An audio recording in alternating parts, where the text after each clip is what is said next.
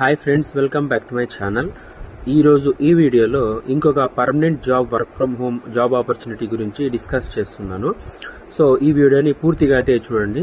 So మొదటగా మనకైతే చూసుకుంటే భారత్ పాకిస్తాన్ మధ్య యుద్ధం అయితే జరుగుతుంది కదా, అన్అఫిషియల్గా ఇదైతే జరుగుతోంది. సో దీంట్లో పాకిస్తాన్ కవ్వింపు చర్యలకు భారత్ బాగా సమాధానం అయితే చెప్తోంది.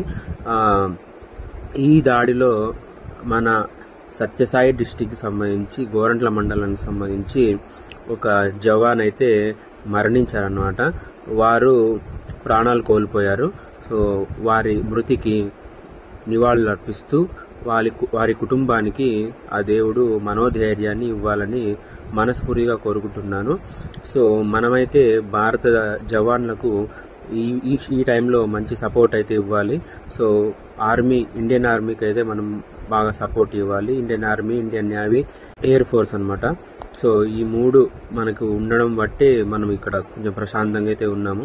సో ఆ వివిధ దళాలకు మనము పూర్తి సపోర్ట్ ఇస్తూ ప్రతి ఒక్క భారతీయుడు కంపల్సరీగా ఈ టైంలో మనమంతా ఒక్కటే అనే నినాదంతోనే ఉండాలి.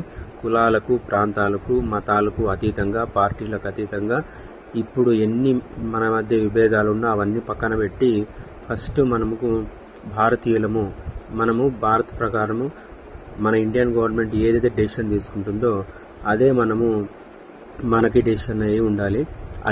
అదే మన అభిప్రాయం ఉండాలి. సో ఏది మిస్ఇన్ఫర్మేషన్ మనము సర్క్యులేట్ చేయకుండా గవర్నమెంట్ ఏదైతే చెప్తుందో అదే మనము నమ్మాలి.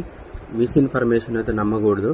సో ఎన్నో వస్తూ ఉంటాయి, వాట్సాప్లోను, ట్విట్టర్లోను, ఫేస్బుక్లో వస్తుంటాయి. ఇవన్నీ పట్టించుకోకుండా మనమైతే గవర్నమెంట్ అఫీషియల్స్ ఎవరైతే ఏది చెప్తారో అదే కరెక్ట్ ఇన్ఫర్మేషన్గా మనము నిర్ణయించుకోవాలి. సో ఇది చెప్పాలనుకున్నాను అనమాట. సో వీడియోలోకి అయితే వెళ్ళిపోదాం అనమాట. Thank you. ఇది ఒక permanent work from home opportunity అనమాట. కంపెనీ పేరు క్లర్క్ టెక్ అనే కంపెనీ కోసం అకౌంటెంట్ రోల్ అనమాట. ఇది ఒక permanent work from home 3 days ago వచ్చిందనమాట.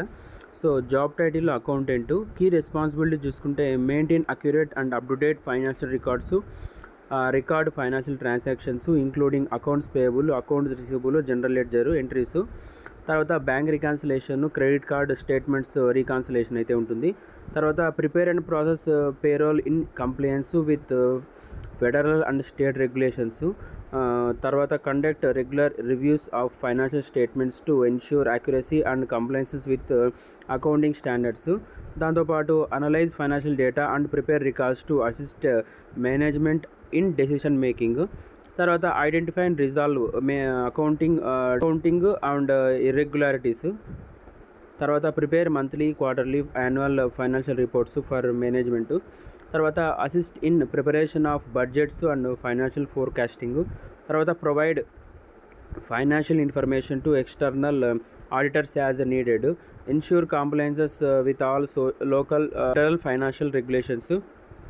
Assist in preparation and filing tax returns. Stay up to date with the changes accounting and tax regulations. Identify opportunities to streamline accounting process and improve efficiency. తర్వాత making recommendations for system enhancements and upgrades అనమాట. So ఇది మెయిన్గా job details అనమాట. Description. Qualification చూసుకుంటే BCom degree ఉండాలి, bachelor degree in accounts, finance or related to field. MBA finance కానీ, BCom కానీ, MCom కానీ ఉండాలి. Proven experience in book keeping, accounting roles. బుక్ కీపింగ్లోను, అకౌంటింగ్లోను కొంచెం ఎక్స్పీరియన్స్ అయితే ఉండాలి. Strong knowledge in accounting principles, practices. తర్వాత excellent analytical skills, problem solving skills ఉండాలి. తర్వాత high attention to detail and accuracy, ability to work independently to meet dead lines, strong communication, interpersonal skills ఉండాలి.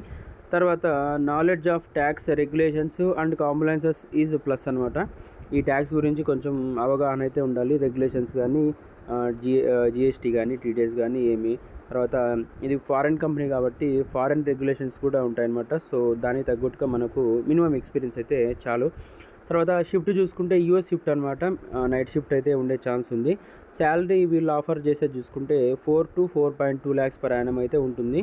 So ఇది పూర్తిగా work from home కాబట్టి ఒకవేళ మనం select అయిన తర్వాత కంప్లీట్గా కిట్ అయితే మనకి పంపించే ఛాన్స్ అయితే ఉంటుంది. సో ఇది అండి ఈరోజు జాబ్ వీడియో. సో వీడియో ఎలా అనిపించిందో కామెంట్ సెక్షన్లో కామెంట్ చేయండి.